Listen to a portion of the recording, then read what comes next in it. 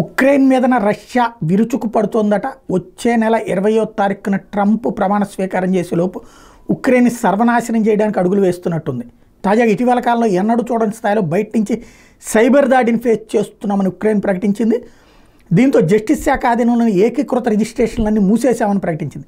సేవలన్నిటి suspend చేశామని ప్రకటించింది. వీటిని పునరుద్ధరించడానికి కనీసం 2 వారాల సమయం పడుతుంది. ఆయా కార్యాలయాల్లో మాత్రం ఈ సేవలు అందుతాయని ప్రకటించారు.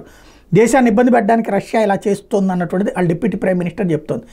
అదే సందర్భంలో జెలెన్స్కీ సొంత ఊరు క్రైవీ రిహ్ మీదన మాస్కో గురిపెట్టింది. అక్కడ 2 అంతస్తుల భవనం మీద క్షిపణి దాడి చేసింది. అదే సమయంలో రాజధాని కీవ్ మీద కూడా మరో దాడి జరిగింది.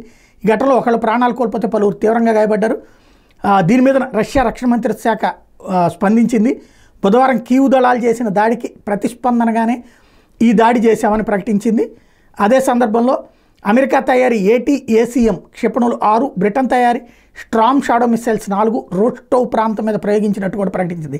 దీని ప్రతిగానే తాము ఈ దాడి చేసినట్టు, అంటే రష్యా మీద దాడికి ప్రతీకారంగా రష్యా చేసిన దాడి అని ప్రకటించారు. ఓవరాల్గా మరోవైపున ట్రంప్ మీద ఒత్తిడి తేవడానికి రష్యా సిద్ధమవుతుంది. ఏదైతే బైడెన్ టైంలో దౌత్య భవనాలని తీసేసుకున్నదో అవన్నిటి తిరిగి ఇప్పించేటటువంటి దిశగా ట్రంప్ మీద ఒత్తిడి ప్రారంభించింది రష్యా.